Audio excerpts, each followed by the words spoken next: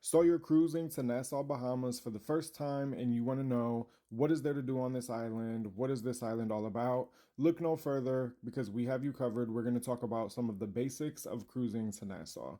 First and foremost, it's important to note that there is plenty of entertainment well within walking distance of the port, as you can see on the map here, so you do not have to go too far and you don't have to spend too many dollars in order to have a good time. Now, what type of dollars do they even use in Nassau? Well, they use the Bahamian dollar, which is the equivalent to the US dollar. So you don't have to worry about currency rates and you don't even have to worry about exchanging currency because in Nassau, the US dollar as well as credit and debit cards are accepted pretty much everywhere.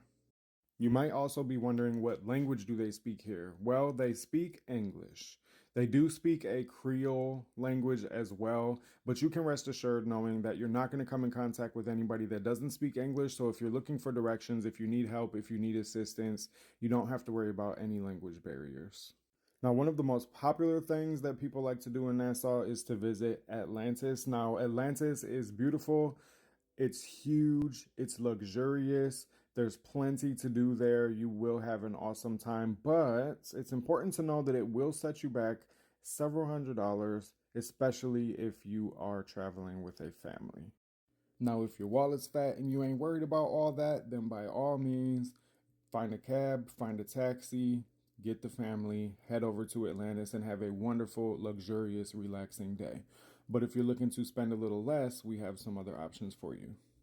Aside from booking an excursion with your cruise line, you could also use a third party platform such as Viator. I would not stray too far away from Viator because they're the most reliable third party cruise excursion and tour booking platform. And when it comes to third parties, if they don't get you back to your ship on time, your ship will absolutely leave you stranded to figure it out because they have a very tight schedule to run and they cannot hold things up just for one person. One of the most popular excursions in Nassau is to swim with the pigs. This is where you go to the beach, you swim with pigs, you feed them, you play with them. They're kind of like little puppies. But full disclaimer, when a pig's got to go, a pig's got to go. So it's not uncommon to be swimming with something else in the water. Of course, this doesn't happen all the time and it's not going to kill you. And some people are not even bothered by it, but I did feel like it was worth mentioning because there are a lot of people that book these excursions and they don't realize that. And surprise, so you've been warned. Now, one thing you have to try in Nassau as far as food goes is going to be the conch fritters.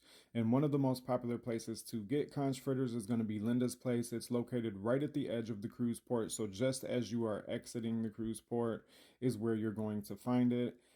It's very popular. There may be a line. If you don't feel like waiting, don't worry. There's going to be other stands along the way, all around the area where you can try these conch fritters. But if you do decide to stop at Linda's, not only does she have the fritters, she also has conch salad, and then she has the cracked conch as well.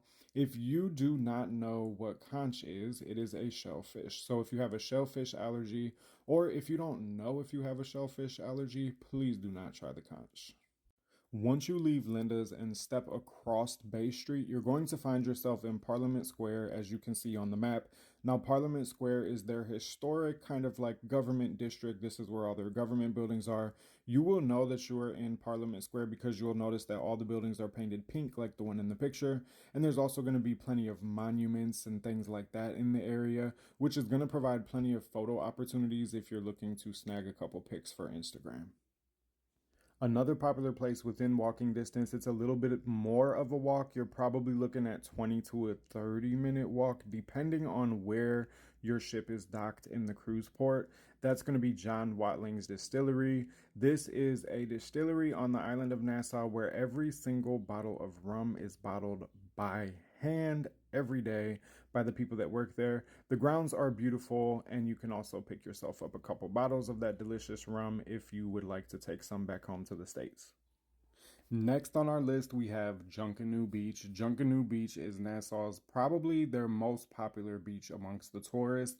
It is located within walking distance of the port, just like everything else we talked about in this video. You're probably looking at a 20-minute, maybe 25-minute walk from the port, depending on where your ship is docked. And it also depends on how many places you stop along the way.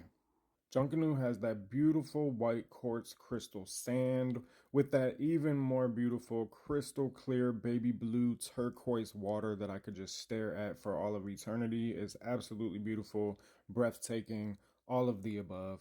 You can snorkel here, you can swim here. There are places along the beach where you can rent or buy snorkeling equipment. There also are stands where you could buy food and beverages, both alcoholic and non alcoholic, and even souvenirs and trinkets. So, to be honest with you, Junkanoo would be my number one recommendation for somebody that's looking to just have a relaxing day, get a taste of the culture, and also not spend too much money. Because as we all know, we spend a lot of money on these cruises to begin with. And while I'm all for spending more money on these islands and putting money into the hands of the locals that live there, I also know that every dollar counts and sometimes we have to ball on a budget. And so there you have it. These are the basics that we think you should know if you're traveling to Nassau on your cruise. Be safe, have fun, be vigilant, don't miss your ship, and happy cruising.